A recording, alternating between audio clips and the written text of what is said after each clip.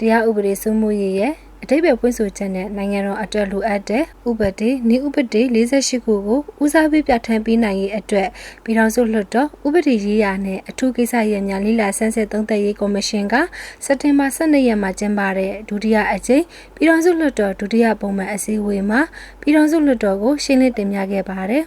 တရားဥပဒေစိုးမိုးရေးဆိုတာဟာအများပြည်သူနဲ့နိုင်ငံတော်ရဲ့အကျိုးစီးပွားကိုကာကွယ်ဆောက်ရှောက်တဲ့အများပြည်သူလိုက်နာနိုင်တဲ့တရားမျှတမှုရှိတဲ့ဥပဒေတွေဖြစ်တွန်းပေါ်ပေါက်ရေးနဲ့အဲ့ဒီဥပဒေတွေကိုပြည်သူအလုံးကလိုက်နာကျင့်သုံးရေးကိုဆိုလိုတာဖြစ်တယ်လို့ပြည်ထောင်စုလွှတ်တော်ဥပဒေရေးရာနဲ့အထူးကိစ္စရပ်များလေ့လာဆန်းစစ်သုံးသပ်ရေးကော်မရှင်ဒုတိယဥက္ကဋ္ဌဦးကိုကိုနိုင်ကပြောပါတယ်တရားဥပဒေစိုးမိုးရေးဆိုပြီးမှအ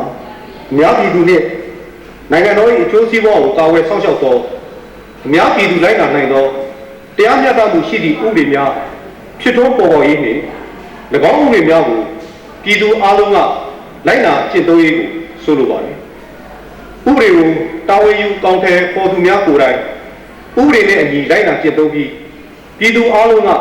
လိုက်နာကျင့်သုံးစေရန်ဆောင်ရွက်ခြင်းဖြစ်ပါတယ်။တရားဥပဒေစိုးမိုးမှုရှိရန်ဥပဒေဖောက်ဖျက်ကျူးလွန်သူမည်သူကိုမဆိုဥပဒေနဲ့အညီမှန်ကန်ဖြောင့်မတ်စွာအရေးယူဆောင်ရွက်ခြင်းနဲ့ပြည်သူတစ်လုံးက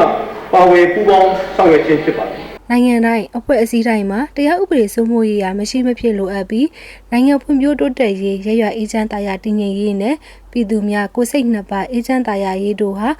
တရားဥပဒေစိုးမိုးရေးကိုအကောင့်ထဲပေါ်နိုင်ဖို့အပေါ်တင်မြှေလျက်ရှိတာဖြစ်တယ်လို့ဦးကိုကိုနိုင်ရဲ့ပြောကြားချက်အရသိရပါတယ်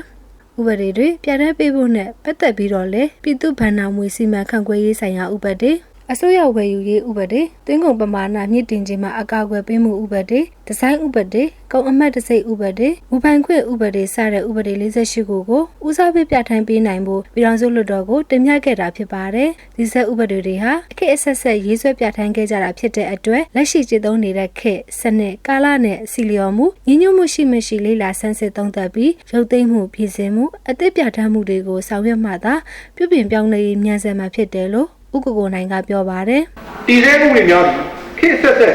ရေးဆွဲပြဋ္ဌာန်းခဲ့ကြတဲ့အလျောက်ပြဋ္ဌာန်းခဲ့တဲ့ခေတ်စနစ်ကာလအစိုးရကိုအထောက်အကူပြုကာကွယ်ပေးခဲ့တဲ့ဥပဒေများလည်းရှိပါတယ်။၎င်းဥပဒေများသည်လက်ရှိကျင့်သုံးနေတဲ့ခေတ်စနစ်ကာလနဲ့စီလျော်မှုညီညွတ်မှုအကောင့်ထဲပေါ်နိုင်မှုရှိမရှိတို့လေ့လာဆန်းစစ်သုံးသပ်ပြီးတော့ရုပ်သိမ်းခြင်းပြင်ဆင်ခြင်းအသစ်ပြဋ္ဌာန်းခြင်းတို့ကိုဆောင်ရွက်မှသာပြုပြင်ပြောင်းလဲရေးဉာဏ်ဆန်ကြည့်အောင်ဖြစ်ပါတယ်။ကော်မရှင်ရဲ့တင်ပြချက်ကိုပြည်ထောင်စုလွှတ်တော်နာယကမန်းဝင်းခိုင်တန်းကပြည်ထောင်စုလွှတ်တော်ကမှတ်တမ်းတင်ကြောင်းကြေညာခဲ့ပါတယ်။ပြည်ထောင်စုလွှတ်တော်ကိုယ်စားလှယ်များခင်ဗျာကော်မရှင်ကပေးပို့တင်ပြထားတဲ့တရားဥပဒေစိုးမိုးရေး The Rule of Law ရဲ့အဓိပ္ပာယ်ဖွင့်ဆိုချက်နဲ့ဦးစားပေးပြဋ္ဌာန်းပေးတဲ့ဥပဒေများစီမိတ္တူတို့ကိုလွှတ်တော်ကိုယ်စားလှယ်များထံဖြန့်ဝေထားပါတယ်။ထပ်မံကိစ္စများနဲ့ဆက်လက်ပြီးပြည်ထောင်စုလွှတ်တော်ဥပဒေရေးရာနဲ့အထူးကိစ္စရပ်များလေ့လာဆန်းစစ်သုံးသပ်ရေးကော်မရှင်ရှင်းလင်းတင်ပြချက်ကိုလွှတ်တော်ကမှတ်တမ်းတင်ကြောင်းကြေညာပါတယ်